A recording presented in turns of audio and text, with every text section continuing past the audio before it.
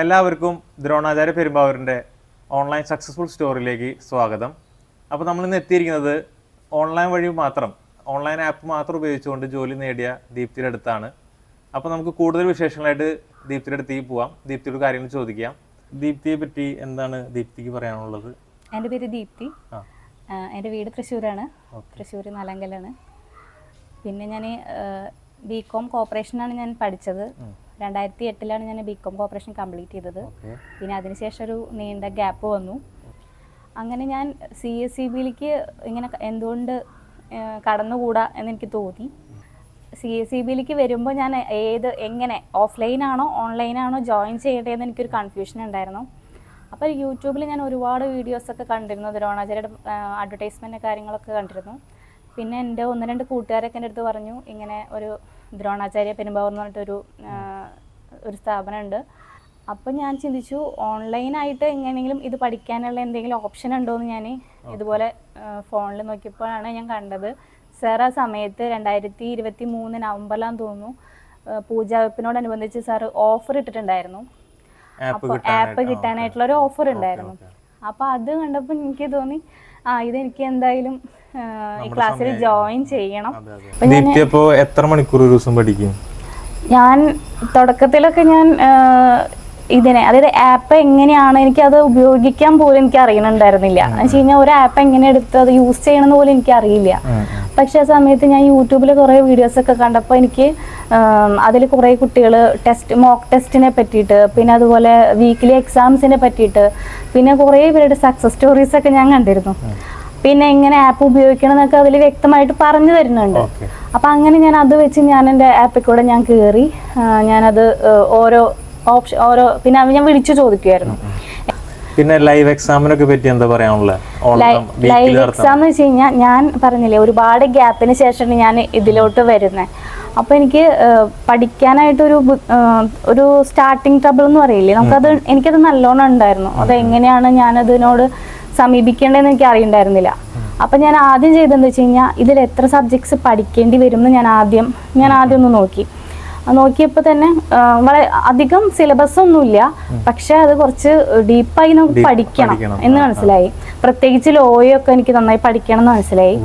അപ്പം ഞാൻ ആദ്യം തന്നെ ചെയ്തത്, സത്യം പറയാച്ചാൽ മോക്ക് ടെസ്റ്റുകൾ, അതായത് എനിക്ക് റിപ്പീറ്റഡ് ക്വസ്റ്റ്യൻസ് കാണുമ്പോൾ അതിനോടൊരു പരിചയം എനിക്ക് കിട്ടാൻ വേണ്ടിയിട്ട് ഞാൻ മോക്ക് ടെസ്റ്റ് ആദ്യം അറ്റൻഡ് ചെയ്യാൻ തുടങ്ങി.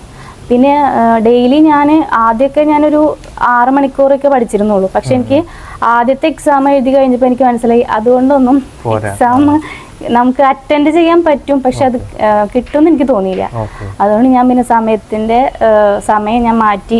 8 മണിക്കൂർ എന്നുള്ളത് പിന്നെ 10 മണിക്കൂർ എനിക്ക് അത്രയൊക്കെ പറ്റുമായിരുന്നുള്ള സമയത്ത് 10 മണിക്കൂർ വരെയൊക്കെ ഞാൻ പഠിച്ചിരുന്നു. നമുക്ക് ഈ ഗൂഗിൾ മീറ്റ് ഒക്കെ ലൈവ് അറ്റൻഡ് ചെയ്യാറുണ്ടോ? ഞാൻ ഒരു ദിവസം പോലും മുടക്കാറില്ല എന്നുള്ളതാണ് സത്യം. എന്റെ സമയം എന്ന് പറഞ്ഞാൽ എനിക്ക് തോന്നുന്നു ആ സമയത്ത് 6 മണി സമയത്തായിരുന്നു ക്ലാസ് സ്റ്റാർട്ട് ചെയ്യുക, വൈകിട്ട്. അപ്പം ഞാൻ ആ സമയത്തേക്ക് എൻ്റെ ജോലികളൊക്കെ തീർത്ത് ഞാൻ റെഡി ആയിരിക്കും. പ്രത്യേകിച്ച് ലോയും അക്കൗണ്ടൻസിയും ഞാൻ മിസ് ചെയ്യാറില്ല. സംശയം ചോദിക്കാനുള്ള ഓപ്ഷൻ ഉണ്ട്. അതെ സാറ്, അതായത് നമുക്ക് അക്കൗണ്ടൻസി എടുക്കുന്ന സാറ്, ഞാൻ ബികോം കോപ്പറേഷൻ ആയിരുന്നു, അത് കഴിഞ്ഞ് ഞാൻ CA ഇന്റർമീഡിയറ്റ് കംപ്ലീറ്റ് ചെയ്തിരുന്നു. അപ്പം എനിക്ക് അക്കൗണ്ടൻസിയിൽ എനിക്ക് വലിയ ബുദ്ധിമുട്ട് ഉണ്ടാവില്ല എന്നാണ് ഞാൻ വിചാരിച്ചത്. പക്ഷെ വളരെ സിമ്പിൾ ക്വസ്റ്റ്യൻസ് ആണെങ്കിലും അത് അറ്റൻഡ് ചെയ്ത് വരുമ്പോൾ വളരെയധികം കൺഫ്യൂസിങ് ആയിരുന്നു അത്. പക്ഷെ ഞാൻ ഓൺലൈനിൽ ക്ലാസ്സിൽ കയറി, ലൈവിൽ കയറി, സാർ ഒരു ചെറിയ കുട്ടിക്ക് എങ്ങനെയാണ് നമ്മൾ ആദ്യമായിട്ട് നമ്മൾ +1 ജോയിൻ ചെയ്യുന്ന ഒരു കുട്ടിക്ക് അക്കൗണ്ടൻസി എങ്ങനെയാണോ പറഞ്ഞു കൊടുക്കുക, അതുപോലെയായിരുന്നു എൻട്രികൾ. പക്ഷെ നമുക്ക് നല്ലൊരു ക്ലാസ് കഴിയുമ്പോൾ എന്താണ് ശരി, നമുക്ക് ആ സംശയം ഇല്ലാത്ത രീതിയിൽ നമുക്ക് പഠിപ്പിച്ചു. അതെ സാറ് എനിക്ക് അപ്പോൾ അത് കറക്റ്റ് ചെയ്ത് തരും. പിന്നെ എനിക്കത് ഒരിക്കലും തെറ്റില്ല. അപ്പൊ ഞാനത് നോട്ട്സ് എഴുതിയിട്ട് ആ ജേർണലൈസ് ചെയ്ത് ഞാൻ തന്നെ അത് കറക്റ്റ് ചെയ്ത് പിന്നെ സാർ അത് പറഞ്ഞു തരും. ഈ ആപ്പ് എടുത്തുകൊണ്ട് മാത്രമാണ് എനിക്ക് ഇത് കിട്ടിയെന്നല്ലേ? അതെ തീർച്ചയായിട്ടും. അപ്പൊ ഇനി ദീപ്തി വരാൻ പോകുന്നത്, ഇപ്പൊ നമുക്കറിയാം കേരള ബാങ്കിന്റെ വാക്കൻസികൾ അവരിപ്പോ റാങ്ക് ലിസ്റ്റ് ഇട്ടു, അതിപ്പോ വിളിക്കും. അതിന് പുറമെ ഇപ്പൊ പറയുന്നത് വീണ്ടും വാക്കൻസീസ് കൂടുന്ന പറയണേ. അപ്പൊ കുട്ടികൾ ഇനി വീണ്ടും ഇതിന്റെ ഈ ഒരു മേഖലയിൽ കടന്നു വരും. അപ്പൊ അങ്ങനെ ഈ പറഞ്ഞ സഹകരണ മേഖല ബാങ്കിലേക്ക് ആയിക്കോട്ടെ, കേരള ബാങ്ക് ആയിക്കോട്ടെ, ഇൻസ്പെക്ടർ ആയിക്കോട്ടെ, അതിലേക്ക് വരുന്ന കുട്ടികളോട് എന്ത് അഡ്വൈസ് ആണ് ദീപ്തിക്ക് പറയാനുള്ളത്? അതായത് ഇപ്പോൾ എന്നെ പോലെ ഒരുപാട് വീട്ടിലിരുന്ന് നമുക്ക് ജോലിക്ക് പോകാനോ അല്ലെങ്കിൽ നമുക്ക് പുറത്ത് പോയി പഠിക്കാനോ സാഹചര്യമില്ലാത്ത കുട്ടികൾ ഒരുപാട് പേരുണ്ടാവും. നമുക്ക് ഓൺലൈനായിട്ടെന്ന് പറയുമ്പോൾ അത് വളരെ വലിയൊരു എൻട്രിയാണ് നമുക്ക്. ഇത് ഓൺലൈനിൽ ഒരുപാട് ഫെസിലിറ്റീസ് ഉണ്ട് അതിൽ. ഞാൻ വെറുതെ നടക്കുമ്പോൾ പോലും ഫോണിൽ മോക്ക് ടെസ്റ്റ് ചെയ്തുകൊണ്ട് നടക്കുമായിരുന്നു ഞാൻ. കാരണം വെച്ചാൽ എനിക്ക് ആ ക്വസ്റ്റ്യൻസിനോടുള്ളൊരു പരിചയം വരാനായിട്ട്. നമുക്ക് എത്ര നമ്മൾ ടെക്സ്റ്റ് പഠിച്ചാലും നമ്മൾ അതെ അതെ ക്വസ്റ്റ്യൻസ് അതിലിട്ടിട്ടുണ്ട്. എനിക്ക് ഇംഗ്ലീഷും അതുപോലെ തന്നെ ടെൻസുകൾ കാര്യങ്ങൾ അതുപോലെ മാത്സ് ആയാലും അതെ മാത്സ് ഒക്കെ നമ്മൾ ചെയ്ത് തന്നെ പഠിക്കണം.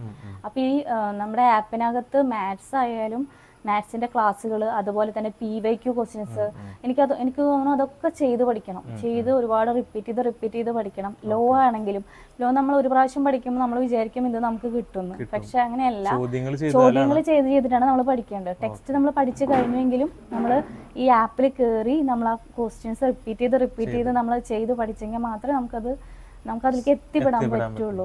അപ്പൊ ശരിക്കും പറഞ്ഞു കഴിഞ്ഞാൽ ഈ ആപ്പ് വഴി മാത്രം ജോലി കിട്ടുന്നുള്ള ഒരു ഉറപ്പുള്ള ആളായി മാറി നമുക്ക് നമ്മുടെ സ്റ്റുഡൻസിന് ഇത് കാണുന്നവരോട് നമുക്ക് എന്തായാലും പറയാൻ പറ്റും, ആപ്പ് ഓൺലൈൻ ആപ്പ് വഴി ആയാലും നമുക്കിത് സാധിച്ചെടുക്കാൻ പറ്റും. അപ്പോൾ ദ്രോണാചാര്യ പെരുമ്പാവൂരോട് എങ്ങനെയാണ് നിങ്ങളായിട്ട് നന്ദി അറിയിക്കണേ? എനിക്ക് പറഞ്ഞറിയിക്കാൻ പറ്റാത്ത എനിക്ക് നന്ദി എനിക്ക് ദ്രോണാചാര്യയുടെ എല്ലാ ടീമിനോടും എല്ലാവരോടും എനിക്കുണ്ട്. അപ്പോൾ നമുക്ക് വീണ്ടും അടുത്തൊരു ജോലി കിട്ടി. അപ്പോൾ ഇപ്പൊ ഹാപ്പി ആയിട്ടിരിക്കുകയാണ്.